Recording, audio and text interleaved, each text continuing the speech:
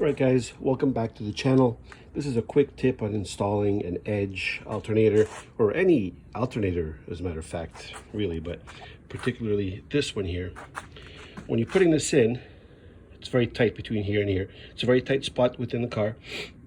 So when this is pushed in, it sticks out just a little bit too much and it's very, very tight. So you can see there's a nut on this side here. All you got to do is you take a socket,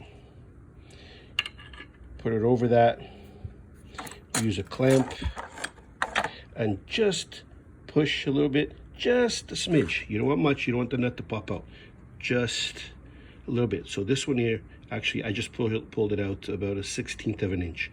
When you do that, the alternator will slip in nice and easy. If it's too much play, just press it back a little bit, but just go a little bit at a time, just 1/16. That's all you need, even if that, just a hair actually, and it'll just pop right in.